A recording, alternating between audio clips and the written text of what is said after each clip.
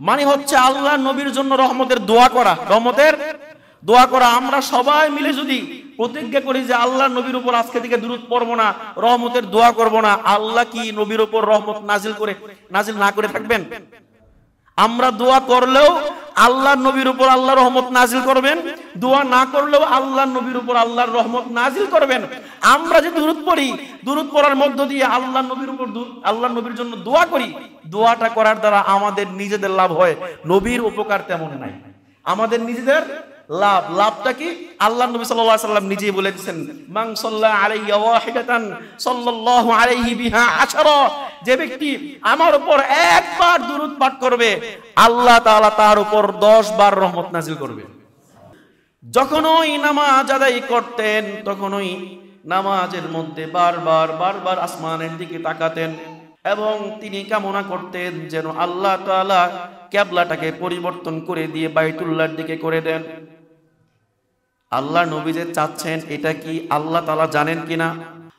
আল্লাহর নবী যে কিবলা পরিবর্তন চাচ্ছেন এটা আল্লাহ তাআলা জানেন কিনা? জানেন। জানার পরে আল্লাহ তাআলা কিছুদিন পর একটা আয়াত নাজিল করে দিলেন, সূরা বাকারার 144 নম্বর আয়াত। আল্লাহ তাআলা বলেন, قد نرى تقلب وجهك في السماء, হে নবী আপনি যে বারবার আসমানের দিকে তাকাচ্ছেন, কি উদ্দেশ্যে তাকাচ্ছেন সেটা আল্লাহ তাআলা ভালো জানেন। আল্লাহ ভালো করে জানেন, আমি আপনাকে সব দেখতেছি, কি উদ্দেশ্যে তাকান সেটাও দেখতেছি। ফালানুওয়াল্লিয়ান্নাকা কিবলাতান তারদাহা, হে নবী আপনি যেদিকে চান, যেদিকে ফিরে নামাজ আদায় করলে আপনি সন্তুষ্ট হবেন, আমি অচিরেই অবশ্যই আপনাকে সেদিকেই ফিরিয়ে দিব। আল্লাহ তাআলা ঘোষণা করলেন। তারপরে বললেন, নবী একটা কাজ করেন, আপনি যেহেতু এতদিন পর্যন্ত বাইতুল মুকাদ্দাসের দিকে ফিরে নামাজ আদায় করেছেন, এখন থেকে আপনি বাইতুল্লাহর দিকে নামাজ আদায় করুন। বাইতুল্লাহ আপনার কিবলা হয়ে গেল।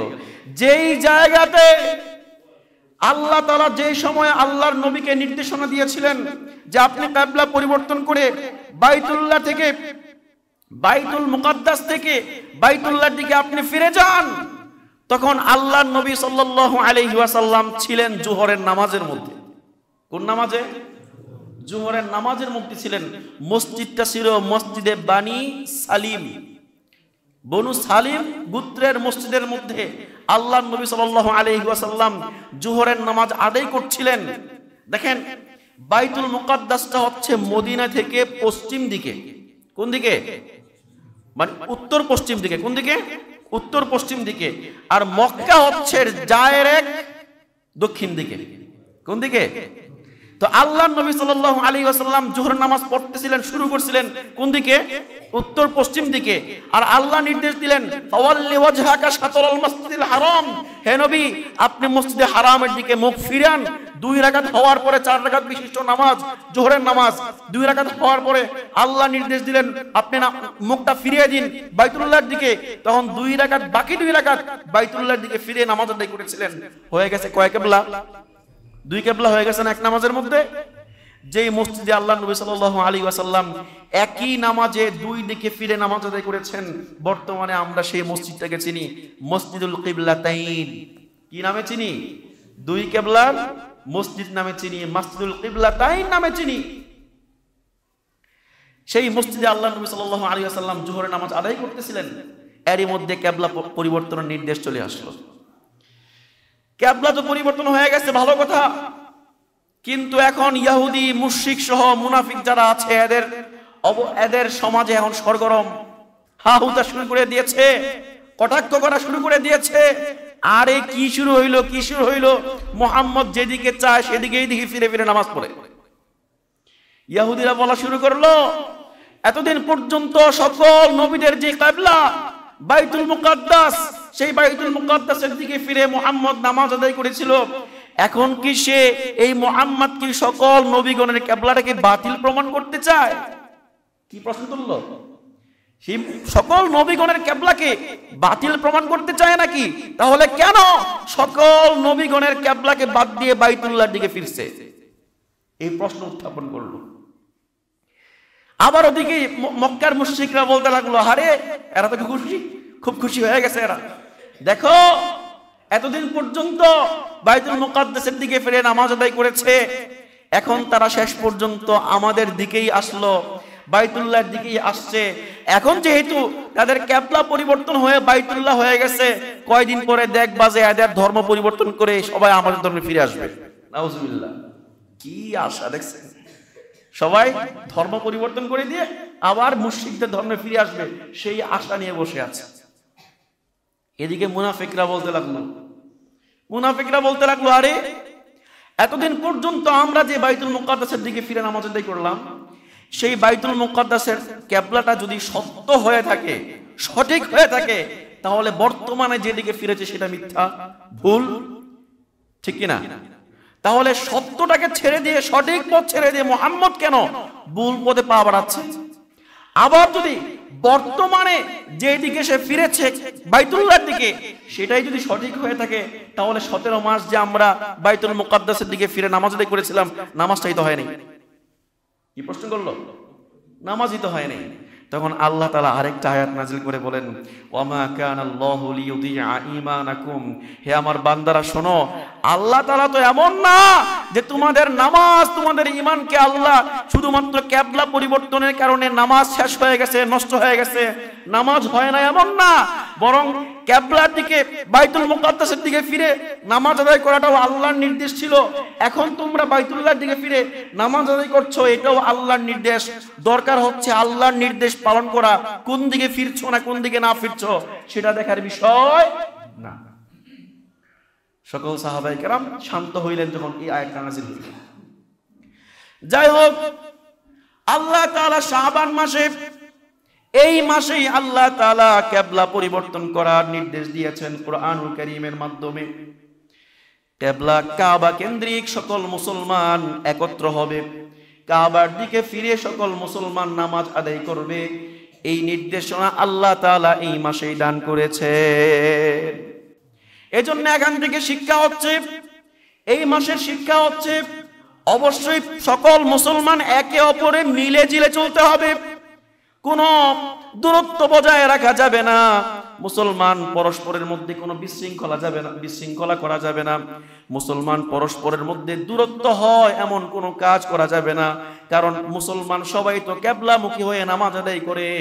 আর যেহেতু এই মাসেই কিবলার দিকে ফিরে নামাজ আদায় করার নির্দেশ আসছে, সুতরাং এই মাসটা আমাদেরকে শিক্ষা দিচ্ছে সবাই একত্র হয়ে চলা, সবাই একতাবদ্ধ হয়ে ঐক্যমত্যের উপর চলতে হবে। এটাই কি এই মাসের শিক্ষা। এখন অনেকে আবার প্রশ্ন করতে পারেন, হুজুর একটা আগে ছিল বাইতুল মুকাদ্দাস আমাদের কিবলা, আবার পরিবর্তন হলো কেন? বাইতুল মুকাদ্দাস সমস্যাটা কি?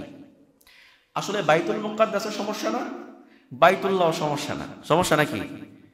কোনো ব্যক্তি যদি মনে করেন কাবা শরীফ কোন দিকে, এমন একটা জায়গাতে আছে যে জায়গাতে সে জানে না যে কাবা শরীফ কোন দিকে, কেউ নাই যাকে জিজ্ঞেস করবে কাবা শরীফ কোন দিকে বলেন, কিবলাটা কোন দিকে বলেন, ফিরে নামাজ আদায় করব, সে জানে না এবং কাউকে জিজ্ঞেস করার মতোও নাই, তখন যে কোনো একদিকে ফিরে নামাজ আদায় করলেই তার নামাজটা হয়ে যাবে। হয়ে যাবে কিনা? হয়ে যাবে। এখন যদি কাবার দিকে ফিরে নামাজ আদায় করাটা আবশ্যকই হইতো, তাহলে যে কোনো দিক ফিরে নামাজ আদায় করলে কি নামাজটা হইতো? বলেন, হইতো। আসলে আমরা তো কাবাকে সম্মান করি, কাবাকে পূজা করি নাকি? বলেন। হিন্দুরা অনেকে প্রশ্ন উত্থাপন করে, আমরা যেমন এই মূর্তিকে সামনে রেখে পূজা করি, মূর্তিকে সম্মান প্রদর্শন করি, মুসলমান তোমরাও তো কাবাকে সম্মান করো, কাবাকে মাঝখানে রেখা তাওয়াফ করো, কাবাকে পূজা করো। আমরা বলি যে কাবা আর বাইতুল মুকাদ্দাস কোনটাই আমাদের পূজ্য নয়। আমরা যে কাবা শরীফের দিকে ফিরে নামাজ আদায় করছি, এর কারণটা হচ্ছে আল্লাহর নির্দেশ। আল্লাহর নির্দেশ আমরা পালন করছি, আল্লাহ ছাড়া অন্য কারো ইবাদত আমরা করি না। তো এই যে পরিবর্তন হওয়া, বিধান পরিবর্তন হওয়ার নির্দেশনাটা কোরআনে আছে। বিধান পরিবর্তন হওয়ার নির্দেশনা আছে না নাই? এটাকে বলা হয়, কোরআনের পরিভাষায় এটাকে বলা হয় নাসিখ মানসুখ। কি বলা হয়? এই পরিভাষাগুলো মনে রাখবেন। নাসেখ মানসুখ, রহিতকারী এবং রহিত। কোন বিধান এমন থাকতে পারে যেই বিধানটা আগে একরকম ছিল পরে আরেক রকম হয়। আমরা বান্দা, আমাদের কখন কি প্রয়োজন, কোন সময় কোনটার বেশি দরকার সেটা আমরা ভালো জানি নাকি আল্লাহ ভালো জানেন? এক সময় আল্লাহ তাআলা আমাদের ভালোর দিকে লক্ষ্য করে একটা বিধান দান করলেন, দেওয়ার পর পরবর্তীতে দেখলেন যে বিধান আরেকটা দেওয়া আপনার জন্য ভালো হবে, তখন আপনার জন্য কি আমাদের জন্য আল্লাহ তাআলা আরেকটা বিধান দান করলেন। যেমন মনে করেন ডাক্তারের কাছে আপনি গেছেন, যাওয়ার পরে প্রথম একটা প্রেসক্রিপশনে আপনার ঔষধ একরকম লেখলো, দ্বিতীয় মাসে যখন আবার যান তখন একই রকম লেখে না পরিবর্তন করে? কিছু পরিবর্তন করে কিনা? কারণ আপনার অবস্থার দিকে লক্ষ্য করে ডাক্তার বুঝে যে এই সময় আপনার কোন ওষুধটা দরকার, সেই অনুযায়ী আপনাকে ঔষধ দেওয়া হয়। আল্লাহ তাআলা হচ্ছেন আমাদের সবচেয়ে বড় ডাক্তার, আল্লাহ তাআলা হচ্ছেন হাকিম, আল্লাহ তাআলা সর্বজ্ঞ, সবকিছু জানেন। আমাদের অন্তরের অবস্থা পর্যন্ত আল্লাহ জানেন। আমাদের কোন সময় কোনটা প্রয়োজন আল্লাহ জানেন কিনা? আল্লাহর সেই জানা থেকে আমাদের জন্য বিধান পরিবর্তন করেন। সেই বিধানটাকে বলা হয় নাসিখ এবং মানসুখের বিধান। অর্থাৎ কোন বিধান পরবর্তী যেটা আসে সেটাকে বলা হয় নাসিখ, আর আগে যে বিধানটা ছিল সেটাকে বলা হয় মানসুখ। এই মনে রাখবেন পরিভাষাগুলো মনে রাখবেন। যেমন একটা উদাহরণ দিয়ে বুঝাই, আমাদের একটা বিধান ছিল আগে এক সময়, এই যে মিরাসের যে মাসআলাগুলো, মিরাসের মাসআলা বুঝেন? উত্তরাধিকার সূত্রে যেই সম্পদ প্রাপ্ত হয় সন্তান, বাবার থেকে সন্তান, মায়ের থেকে সন্তান সম্পদ পায় না, মারা যাওয়ার পর সম্পদ পায়। এই যে সম্পদটা আগে একরকম ছিল বিধান। যেমন সূরা বাকারার 2 নম্বর পারার 6 নম্বর পৃষ্ঠার মধ্যে আছে যে তোমরা সন্তানদের জন্য ওসিয়ত করে যাইবা, অমুক সন্তানের জন্য এতটুকু, অমুক সন্তানের জন্য এতটুকু ওসিয়ত করা যাইবা মৃত্যুর আগে, আর তোমার মৃত্যুর পরে তোমার সন্তানরা তুমি যে ওসিয়ত করে গিয়েছিলে সেই ওসিয়ত অনুযায়ী পাবে। এই বিধান ছিল ইসলামের প্রাথমিক যুগে। কিন্তু যখনই মিরাসের মাসআলা সূরা নিসায়ের মধ্যে 4 নম্বর পারার 18 নম্বর পৃষ্ঠার মধ্যে বিস্তারিত মিরাসের মাসআলা আলোচনা হয়েছে, তখন পরবর্তী আয়াতের মাধ্যমে আগের যে ওসিয়তের মাসআলা সেটা কি হয়ে গেছে? রহিত হয়ে গেছে। আর এটাকে বলা হয় নাসিখ মানসুখ। কুরআনুল কারীমের মধ্যে সবচেয়ে বড় সূরা কোনটা বলেন তো? সবচেয়ে বড় সূরা কোনটা? সূরা বাকারা। আপনি জেনে আশ্চর্য হবেন, সূরা বাকারা সবচেয়ে বড় সূরা নয়। সূরা বাকারার চাইতে আরেকটা সূরা বড় ছিল, যেটা সূরা বাকারার চাইতেও বেশি আয়াত ছিল। সেই সূরাটা হচ্ছে সূরাতুল আহজাব। কোন সূরা? সূরা আহজাবের বর্তমান অবস্থা হচ্ছে, সূরা আহজাবের মধ্যে 111টা আয়াত আছে। কয়টা আয়াত? 111টা। কিন্তু একটা সময় এই সূরার মধ্যে প্রায় 300-র কাছাকাছি আয়াত ছিল। কত? 300-র কাছাকাছি। ওই আয়াতগুলো আল্লাহ তাআলা রহিত করে দিয়ে মাত্র রাখছেন 111টা। রহিত করার বিধানটাকে বলা হয় নাসিখ এবং মানসুখ। এই যে আয়াতগুলা রহিত হয়ে গেল, এটাকে বলা হয় কি? মানে নাসিখ মানসুখ বলা হয়। আবার বিধানগত পার্থক্য এমন হয় যে আগে এক বিধান ছিল, পরবর্তীতে আরেক বিধান। আবার অনেক সময় এমন হয় কোরআনের আয়াত উল্লেখ নাই, কিন্তু বিধানটা মানে আয়াতটা রহিত হয়ে গেছে, বিধান বাকি আছে, এরকম হয়। যেমন ধরেন, ইসলামের বিধান হচ্ছে কোন ব্যক্তি যদি, কোন বিবাহিত নারী পুরুষ যদি জিনা করে, তাহলে বিধান কি আপনারা কি জানেন না? বিবাহিত নারী পুরুষ যদি জিনায় লিপ্ত হয়, জিনা করে পাপাচারে লিপ্ত হয়, তাহলে বিধান কি? পাথর মেরে হত্যা করা। এখন যদি আপনার কোন আলেমকেও জিজ্ঞেস করি কোরআনের কোন জায়গায় আছে, পারলে আপনি দেখান তো। দেখাতে পারবে কেউ? দেখাতে পারবে না। আছে, কোরআনে আছে, বিধান আছে, আয়াত নাই। বিধানটা আছে কিন্তু কি নাই? আয়াতের শব্দগুলো রহিত হয়ে গেছে। এই বিধানটা যে আছে সেটা বুখারী শরীফের উল্লেখ আছে। আল্লাহ তাআলা নিজে, আল্লাহর নবী বলছেন যে আল্লাহ তাআলা এই বিধানটা কুরআনুল কারীমের মধ্যে রেখেছিলেন, কিন্তু শব্দগুলো রহিত করে দিয়েছেন, কিন্তু বিধানটা আল্লাহ বাকি রাখছেন।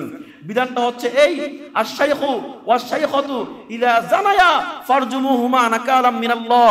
যখন কোন বিবাহিত নারী পুরুষ জিনায় লিপ্ত হয়, তখন তাদেরকে পাথর মেরে হত্যা করো। এটা আল্লাহর পক্ষ থেকে নির্দেশনা, আল্লাহর পক্ষ থেকে বিধান। এই যে বিধানটা দান করলেন, কোরআনের কথা উল্লেখ নাই, কিন্তু এটা কোরআনের বিধান। কারণ শব্দ উল্লেখ না থাকলেও বিধান আছে। এটাকে বলা হয় নাসিখ মানসুখ। মনে রাখবেন, তো এই যে কিবলা আগে ছিল কোন দিকে? বাইতুল মুকাদ্দাসের দিকে। সেই বাইতুল মুকাদ্দাস পরিবর্তন হয়েছে বাইতুল্লাহ। এই যে এটাকে নাসেখ মানসুখ বলে, অর্থাৎ বাইতুল্লাহর যে নির্দেশনা সেটা হচ্ছে নাসেখ, রহিতকারী, আর আগের যে নির্দেশনা ছিল সেটা হচ্ছে মানসুখ, রহিত হয়ে গেছে। তো এই নাসেখ মানসুখের বিধান কুরআনুল কারীমের মধ্যে উল্লেখ আছে। যাই হোক, এই বাইতুল্লাহর পরিবর্তন, কাবার পরিবর্তন, কিবলার পরিবর্তনটা কোন মাসে হয়েছে? শাবান মাসে। জানি না আপনারা এই আলোচনা, নাসিক মানসুখের আলোচনাটা বুঝেছেন কিনা। বুঝে না থাকলেও খেয়াল রাখবেন যে কোরআনের একটা পরিভাষা হচ্ছে নাসিক আর মানসুখ, অর্থাৎ নাসিক মানে হচ্ছে রহিতকারী, পরিবর্তনকারী, আর মানসুখ মানে হচ্ছে পরিবর্তিত, রহিত। এটা মনে রাখবেন। তারপরে এই মাসের মধ্যে, শাবান মাসে, আল্লাহ তাআলা আরেকটা গুরুত্বপূর্ণ বিধান নাযিল করেছেন।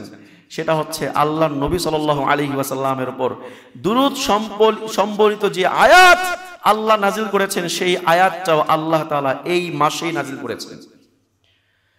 সূরা আহজাবের 56 নম্বর আয়াতের মধ্যে আল্লাহ তাআলা বলেন, ইয়া আইয়ুহাল্লাযীনা ইন্নাল্লাহা ওয়া মালাইকাতাহু ইউসাল্লুনা আলান নবী।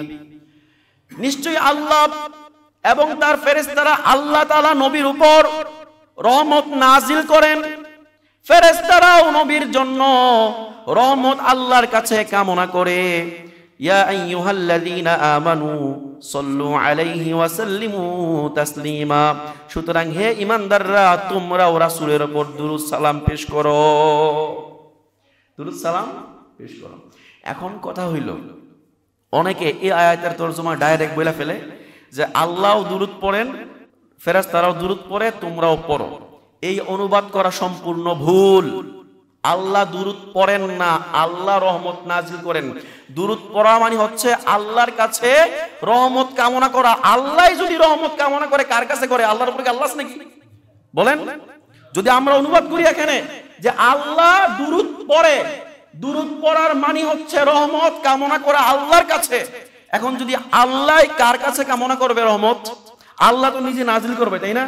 এজন্য তো অনুবাদ করতে হবে, আল্লাহ রহমত নাজিল করে, ফেরেশতারা রহমতের জন্য দোয়া করে, হে ঈমানদারগণ তোমরাও আল্লাহ নবীর উপর দুরূদ সালাম পেশ করো। এই অনুবাদ করতে হবে, না তো ভুল হবে। যাই হোক, এই দুরূদ সম্বলিত আয়াতটা আল্লাহ তাআলা কোন মাসে নাজিল করেছেন বলেন তো? শাবান মাসে। তো এই আয়াত থেকে আমাদের শিক্ষা হচ্ছে এই মাসে রাসূলের উপর বেশি বেশি দুরূদ পাঠ করতে হবে। দুরূদ পাঠ করলে কি লস আছে বলেন? লস আছে নাকি? লাভ। লাভটা কার? আমার না রাসূলের? আমাদের। রাসূলের কোনো লাভ নাই। আমরা সবাই মিলে যদি প্রতিজ্ঞা করি যে আজকে থেকে রাসূলের উপর দুরূদ পড়ব না। দুরূদ পড়ার মানে কি? মানে হচ্ছে আল্লাহ নবীর জন্য রহমতের দোয়া করা, রহমতের দোয়া করা। আমরা সবাই মিলে যদি প্রতিজ্ঞা করি যে আল্লাহ নবীর উপর আজকে থেকে দুরূদ পড়ব না, রহমতের দোয়া করব না, আল্লাহ কি নবীর উপর রহমত নাজিল না করে থাকবেন?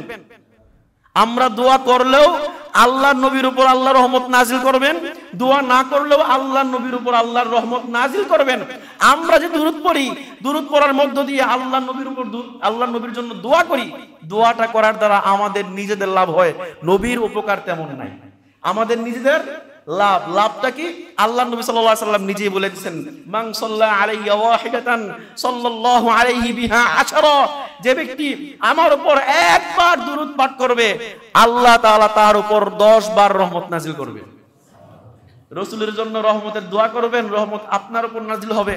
আপনি দোয়া করলেও রাসূলের উপর আল্লাহ রহমত নাজিল করবেন, দোয়া না করলেও নাজিল করবেন। কিন্তু আপনি পড়লে আপনার উপর রহমত নাজিল হবে। এটা কি আল্লাহ নবী ঘোষণা করে দিয়ে গেছেন। এইজন্য দোয়া মানে দুরূদ পড়তে হবে কিনা? আপনি 10 বার রহমত পাবেন। 10 বার রহমত মানে কি বুঝেন? আশারা মাররাত বলেছেন, 10 বার মানে আপনার এমন কোন জায়গায় গেছেন, বিপদে পড়ে গেছেন, জায়গায় বিপদে পড়েছেন, আল্লাহর রহমতের মাধ্যমে আল্লাহ তাআলা আপনাকে বিপদ থেকে উদ্ধার করে দিল। এটা হচ্ছে একবার। আপনি একবার দুরূদ পড়ার মাধ্যমে কয়বার রহমত নাজিল হবে? 10 বার। তাহলে আপনি একবার রহমত পাইলেন, বিপদ থেকে মুক্তি পেয়ে গেলেন। আবার আপনি কোনো কারণে কোনো বিপদে পড়ে গেলেন, সেই বিপদ থেকেও আল্লাহ আপনাকে রহমতের মাধ্যমে আপনাকে বিপদ থেকে রক্ষা করবেন, সেই জায়গায় আপনি আরেকবার রহমত পাইলেন। আপনি রাস্তায় গেলেন, হঠাৎ করে অ্যাক্সিডেন্ট থেকে কিছুক্ষণের জন্য বেঁচে গেলেন, আর একটু এদিক সেদিক হইলে গাড়ি আপনার উপর দিয়ে উঠাই দিত। আপনি মনে রাখবেন কোন সময় হয়তোবা আপনি রাসূলের উপর দুরূদ পাঠ করেছেন, এই রহমতটা আল্লাহ তাআলা সেখানে আপনার উপর নাজিল করে রহমতের মাধ্যমে আপনাকে বিপদ থেকে 1 সেকেন্ডের মাধ্যমে বিপদ থেকে রক্ষা করে দিয়েছেন দুরূদের মাধ্যমে। মনে রাখবেন, রহমত 10 বার যে রহমত, 10টা জায়গায় আপনি রহমত লাভ করতে পারবেন। এজন্য উপকারটা আমাদের নিজেদের। উপকারটা কাদের? আমাদের নিজেদের। অবশ্যই নিজের উপকারের জন্য নিজে দুরূদ পাঠ করতে হবে। আল্লাহর নবী সাল্লাল্লাহু আলাইহি ওয়াসাল্লাম আরেকটা জায়গায় বলেছেন, কারো সামনে যদি আমার নাম উল্লেখ করা হয় অথবা কেউ আমার নাম নেয় অথচ সে দুরূদ না পড়ে, তার উপর আল্লাহর লানত বর্ষিত হয়। অনেক সময় দেখবেন তালিম করার সময় অথবা যে কোনো কারণে আপনার নাম, আপনার সামনে রাসূলের নাম, রাসূল সাল্লাল্লাহু আলাইহি ওয়াসাল্লামের নাম চলে আসলো, আপনি যদি আল্লাহর নবীর উপর দুরূদ না পড়েন তাহলে আপনার উপর আল্লাহর নবীর পক্ষ থেকে, আল্লাহর পক্ষ থেকে লানত নাজিল হবে। এজন্য অবশ্যই দুরূদ পড়লে রহমত নাজিল হবে, দুরূদ না পড়লে কি হবে? লানত। নবীর উপর দুরূদ অবশ্যই পাঠ করতে হবে। হবে কিনা? ইনশাআল্লাহ করব তো। পদে পদে হাঁটার সময় হাঁটতেছেন, সাল্লাল্লাহু আলাইহি ওয়াসাল্লাম বললেন, আপনি চলতেছেন, কাজ করতেছেন, আল্লাহুম্মা সাল্লি ওয়া সাল্লিম ওয়া বারিক আলাইহি, আল্লাহর নবীর উপর দুরূদ পাঠ করলেন। দুরূদ পাঠ করার জন্য ওযুও লাগে না, নির্দিষ্ট জায়গাও লাগে না। লাগে নাকি? আপনার দুরূদ পড়ার জন্য কি মসজিদে আসা লাগবে? ওযুকে আসা লাগবে? আপনার ওযুও লাগবে না, আপনি কাজ করতেছেন, গাড়ি চালাইতেছেন, সাল্লাল্লাহু আলাইহি ওয়াসাল্লাম পড়েন। সাল্লাল্লাহু আলাইহি ওয়াসাল্লাম একবার পাঠ করেছেন, আপনার জন্য 10টা রহমত বরাদ্দ হয়ে গেছে। আপনি কাজ করতেছেন, মাটির কাজ করতেছেন, আপনি খেতে খামারে কাজ করতেছেন, অথবা যে কোনো কাজ করার মুহূর্তে আপনি মুখ দিয়ে শুধু সাল্লাল্লাহু আলাইহি ওয়াসাল্লাম পড়লেন, আল্লাহুম্মা সাল্লি ওয়া সাল্লিম ওয়া বারিক আলাইহি পড়লেন, পড়ার সাথে সাথে আপনার জন্য 10 বার রহমতের বরাদ্দ হয়ে গেল। ইনশাআল্লাহ করব তো আমরা। প্রতিটা পদে পদে কাজে কাজে আমরা দুরূদ পাঠ করব। আল্লাহ তাআলা তৌফিক দান করুন। যাই হোক, যেহেতু এই মাসে আল্লাহ তাআলা দুরূদ সম্বলিত আয়াতটি নাযিল করেছেন, তাই এই মাসে আমাদের বেশি বেশি দুরূদ পাঠ করতে হবে। 2 নাম্বার আমল, ঠিক আছে? 1 নাম্বার আমল ছিল, যেহেতু এই মাসে কিবলা পরিবর্তন করে সকল মুসলমানকে একই কিবলার দিকে মনোনিবেশ করিয়েছেন আল্লাহ তাআলা, আর এর মাধ্যমে আমাদের শিক্ষা হচ্ছে, আমল হচ্ছে, আমরা সব মুসলমান একতাবদ্ধ থাকবো, কোন মুসলমান বিচ্ছিন্ন হয়ে যাব না। কোন স্বার্থের কারণে অথবা দুনিয়াবি কোনো কারণে আমরা বিচ্ছিন্ন হয়ে যাব না, কোন ঝগড়াতে লিপ্ত হব না। ইনশাআল্লাহ সবাই কি থাকবো? একত্র হয়ে থাকবো। অনেক সময় শোনা যায় ঝগড়া লিপ্ত হয়েছে ছোটখাটো কারণে, বাচ্চারা এখান থেকে ওখানে গেছে, কেন গেল? একটা বাচ্চা ওই বড়ই গাছে ঢিল মারছে, একটা বড়ি পারছে, কেন পারলো? এটা নিয়ে তুমুল ঝগড়া। এই ঝগড়া করা এটা মহাপাপ। এটা কি? আর ঝগড়া করা মুনাফিকের লক্ষণ, মুনাফিকের আলামত। আল্লাহর নবী সাল্লাল্লাহু আলাইহি ওয়াসাল্লাম এটাও বলেছেন, ওয়াইলা খাসামা ফাজারা, মুনাফিকের আলামত 4টা বলেছেন একটা হাদিসের মধ্যে, বুখারীর হাদিস।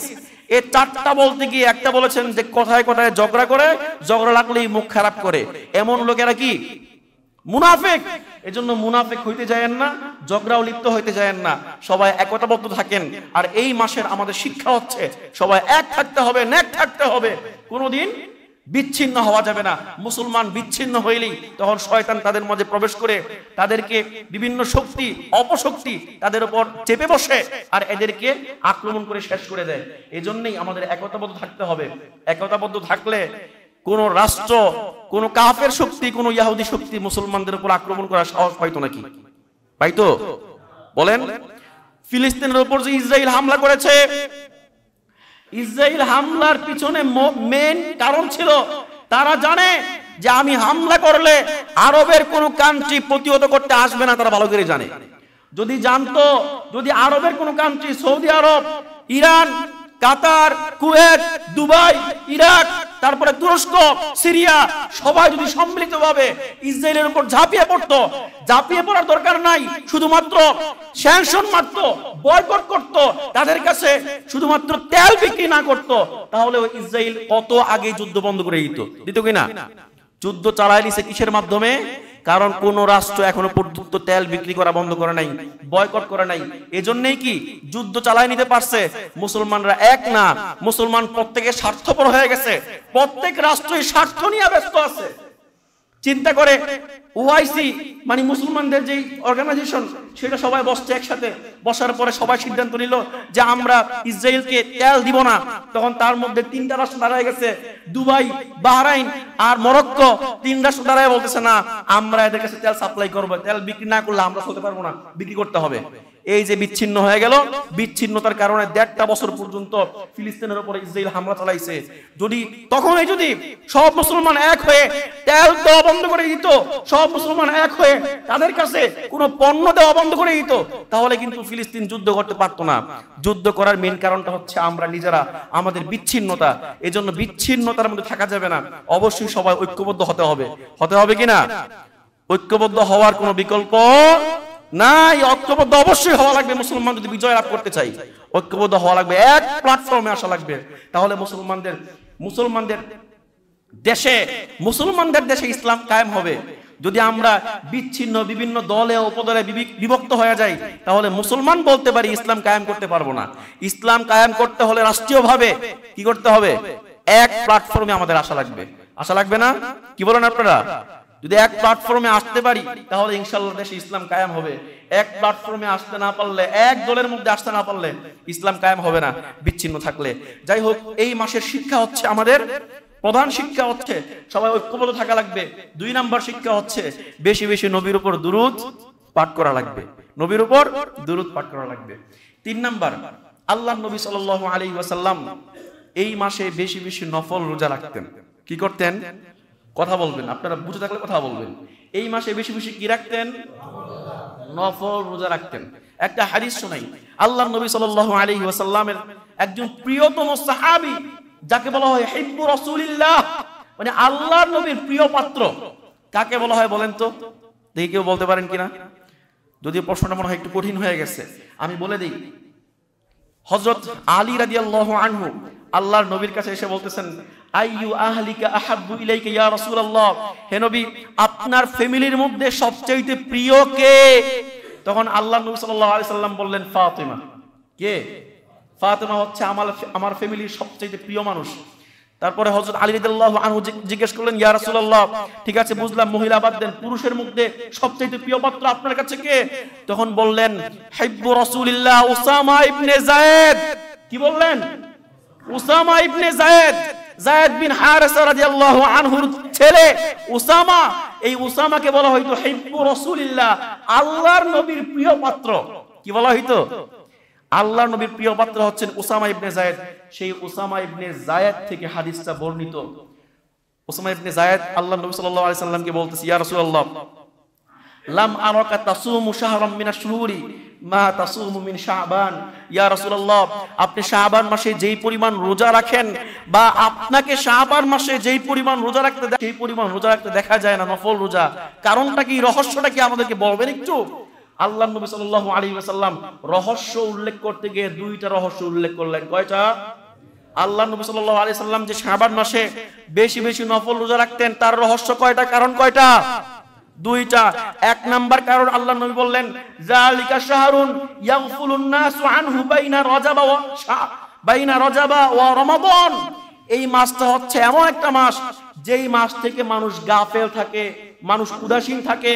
কারণ হচ্ছে এই মাসটা রজব এবং রমাদান 2 মাসের মধ্যবর্তী মাস। আচ্ছা, শাবান মাসের আগের মাসটা কি? সবাই বলেন না।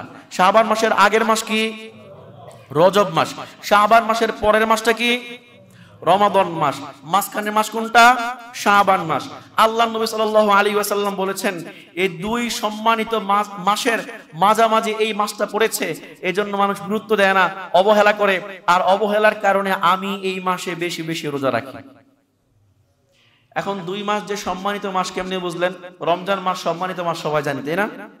কিন্তু এর আগের যে মাসটা রজব মাস সম্মানিত মাস, এটা কেমনে বুঝলেন? কেন বলেন তো, কেউ বলতে পারবেন যে রজব মাস কেন সম্মানিত মাস? খেয়াল রাখবেন, আমি একটা আয়াত যে খুতবার মধ্যে পড়েছি, সেই আয়াতের মধ্যে কারণটা উল্লেখ আছে। রজব মাস সহ আরো 3টা মাস আছে, যেই তিনটা মাসকে মানে 4টা মাসকে মোট 4টা মাসকে আল্লাহ নবী আল্লাহ তাআলা নিজে আশহুরুল হুরুম বলেছেন, সম্মানিত মাস বলেছেন। হারাম শব্দের 2টা অর্থ। কয় অর্থ? হারাম শব্দের কয় অর্থ? এক অর্থ হচ্ছে সম্মানিত, আরেক অর্থ হচ্ছে হারাম মানে নিষিদ্ধ। হারাম মানে কি? এই মাসটা এমন মাস, একে তো সম্মানিত, আবার হচ্ছে এই 4 মাসের মধ্যে যুদ্ধ বিগ্রহ সম্পূর্ণ নিষিদ্ধ। কারণ এই 4টা মাস সম্মানিত, এই সম্মানিত মাস হওয়ার কারণে 4 মাসে যুদ্ধ বিগ্রহ নিষিদ্ধ। এই জন্য মানুষ সবাই এই 4 মাসকে সম্মান করত। 4 মাসের মধ্যে এক মাস হচ্ছে রজব মাস। আর যেহেতু রমজান মাস সম্মানিত সবাই জানি আমরা, কারণ এই রমজান মাস হচ্ছে আফজলুশ শুহুর, সকল মাসের সাইয়্যিদুশ শুহুর, সকল মাসের মধ্যে নেতা এবং সবচেয়ে সম্মানিত মাস হচ্ছে রমজান মাস। আর এই পাশে হচ্ছে রজব মাস, সম্মানিত মাস। মাঝামাঝি পড়ছে কোনটা? শাবান মাস। সম্মানিত মাস বলে সবাই সম্মান করে, আর রমজান মাস তো সাইয়্যিদুশ শুহুর, এই জন্য সম্মান করে, রোজা রাখে। কিন্তু মাঝখান থেকে মানুষ শাবান মাসটাকে অবহেলা করে। যেই মাসে সবাই অবহেলা করে সেই মাসটাকে আমি গুরুত্ব দিয়ে ইবাদত করি। কারণ যে সময় মানুষ গাফলতির মধ্যে থাকে সেই সময় কোনো ব্যক্তি যদি আল্লাহকে ডাকে, আল্লাহ তাআলা সেই সময়ের ডাকটা তাড়াতাড়ি কবুল করেন কিনা? ভোর রাত্রের সময়টা সবাই ঘুমিয়ে থাকে, এই সময় উঠে কোনো ব্যক্তি যদি আল্লাহকে ডাকে আল্লাহ ফিরায় দেন না, দেয় নাকি? আল্লাহ বলেন যখন ভোর রাত্র হয় তখন আল্লাহ তাআলা সপ্তম আকাশ থেকে নেমে এসে প্রথম আকাশে এসে বান্দাকে ডাকে, হে আমার বান্দারা, আলামিন মুস্তাগফিরিন ফাগফিরুল্লাহ, আছো কি কোনো ক্ষমা প্রার্থী? আসো আমার কাছে ক্ষমা চাও, আমি ক্ষমা করে দিব। আসো কি কোনো অভাবী ব্যক্তি? আসো আমার কাছে অভাব দূর করার কামনা করো, আমি অভাব দূর করে দিব। আল্লাহ তাআলা বলতে থাকেন, এই সময় কোনো ব্যক্তি উঠে যদি আল্লাহর কাছে ক্ষমা চায়, আল্লাহ ক্ষমা করেন কিনা? কেন ক্ষমা করেন? কারণ এই সময়টা হচ্ছে এমন একটা সময় যে সময় সবাই ঘুমিয়ে থাকে, আর এই ব্যক্তি ঘুমিয়ে না থেকে আল্লাহকে ডাকলো, আল্লাহ বেশি পছন্দ করেন কিনা? আরেকটা হাদিস, আরেকটা উদাহরণ দিয়ে বুঝাই। সারা মাস যখন রোজা রাখছেন রমজান মাসে, রমজান শেষ, ঈদুল ফিতরের চাঁদ দেখতে পাইছেন, চাঁদটা দেখার পর দেখবেন সবাই আনন্দে উৎফুল্লিত হয়ে যায়, অনেকে তো গান বাদ্য চালায়, অনেকে তো রাত্রেবেলা সারা রাত্র ঘুরে, অনেকে মেহেদি মাখার মধ্যে ব্যস্ত থাকে, অনেকে এই কাজে সেই কাজে, ওই কি বলে মশলা বাড়ার মধ্যে ব্যস্ত থাকে, অনেকে অনেক কাজে ব্যস্ত থাকে। এই ব্যস্ততার সময়ের মধ্যে সব কাজ থেকে ফারেক হয়ে কোনো ব্যক্তি যদি আল্লাহকে ডাকে ঈদের রাত্রিতে, আল্লাহ নবী সাল্লাল্লাহু আলাইহি ওয়াসাল্লাম বলেছেন, যে ব্যক্তি 2 ঈদের রাত্রিতে আল্লাহর ইবাদত করবে ওই ব্যক্তির অন্তর ওই দিনও মরবে না, যেই দিন সবার অন্তর মারা যাবে। যেই দিন সবার অন্তর মারা যাবে কিয়ামতের ময়দানে, সেই দিন যে ব্যক্তিরা, যেই লোকগুলা 2 ঈদের রাত্রিতে উঠে সকল কাজ থেকে ফারেক হয়ে, সকল উদাসীনতা থেকে ফারেক হয়ে আল্লাহর ইবাদত করে, ওই ব্যক্তির অন্তরগুলা ওই কিয়ামতের দিনও মরবে না। দেখেন, যেই রাত্রিতে সবাই উদাসীন সেই রাত্রিতে আপনি উঠে যদি ইবাদত করতে পারেন, আল্লাহ কিন্তু খুশি হয় কিনা? আল্লাহ খুশি হয়ে যায়। সুতরাং যেই সময়টাতে আল্লাহ নবী বলতেছেন যে যেহেতু রজব মাসেও মানুষ রজব মাসকে মূল্যায়ন করে কারণ এটা সম্মানিত মাস, আবার রমজান মাসকেও মূল্যায়ন করে কারণ এটাও সম্মানিত মাস, মাঝখানে পড়ে গেছে শাবান মাস, এই শাবান মাসকে গুরুত্ব দেয় না, অবহেলা করে। এই অবহেলার মাসটা কি আমি গুরুত্ব দেই, এজন্য গুরুত্ব দিয়ে আমি বেশি বেশি রোজা পালন করি। 1 নম্বর কারণ আল্লাহ নবী উল্লেখ করলেন। 2 নম্বর কারণ উল্লেখ করেছেন, খেয়াল করে শুনতে হবে। 2 নম্বর কারণ বলেছেন, ওয়াযালিকা শাহরুন ইউরফাউ ইলাইহি আমালুন নাস ইলা রাব্বিল আলামিন। এটা তো এমন মাস, শাবান মাস এমন মাস যেই মাসে আল্লাহ তাআলার কাছে সকল বান্দাদের ইবাদতগুলো পৌঁছানো হয়। এই মাসে সকল বান্দাদের ইবাদতগুলো আল্লাহর কাছে পৌঁছে। কোন মাসে? সারা বছরের যেই ইবাদত কি করেছে সকল ইবাদতগুলোর হিসাব কোন মাসে হয়? শাবান মাসে। এটা আমার কথা না, রাসূলের কথা। আল্লাহর নবী সাল্লাল্লাহু আলাইহি ওয়াসাল্লাম বলেছেন, মুসলিম শরীফে আছে হাদিসটা, নাসাইতে আছে হাদিসটা, নাসাই শরীফের হাদিস বললাম, সহিহ হাদিস। আল্লাহর নবী সাল্লাল্লাহু আলাইহি ওয়াসাল্লাম বলেছেন, এই মাসটা হচ্ছে এমন মাস যেই মাসে সকল বান্দাদের সকল ইবাদতগুলা আল্লাহর কাছে পৌঁছানো হয়। কোন মাসে? শাবান মাসে। এখন আল্লাহর কাছে যে ইবাদত পৌঁছানো হয় সেটা কিন্তু 4টা পদ্ধতিতে হয়। কয় পদ্ধতিতে? দেখবেন আপনারা যখন কোনো কোম্পানিতে চাকরি করেন, কোম্পানির হিসাব নিকাশ হয় কিনা? হিসাব নিকাশ হয় কিনা? আপনি যদি কোনো কর্মকর্তা হয়ে থাকেন, কোনো ম্যানেজার হয়ে থাকেন, এই ম্যানেজার কিন্তু ঊর্ধ্বতন কর্মকর্তার কাছে কি হিসাব দিতে হয়। কোনো হিসাব হয় দৈনিক হিসাব, আবার কোনো হিসাব হয় সাপ্তাহিক হিসাব, আবার কোনোটা কি মাসিক হিসাব, কোনোটা বাৎসরিক হিসাব দেওয়া লাগে কিনা? দেওয়া লাগে। ঠিক তেমনি হবে প্রত্যেকটা মানুষের ইবাদতের হিসাবটা ফেরেশতারা আল্লাহর কাছে নিয়ে যায় 4টা পদ্ধতিতে, 4টা ভাবে।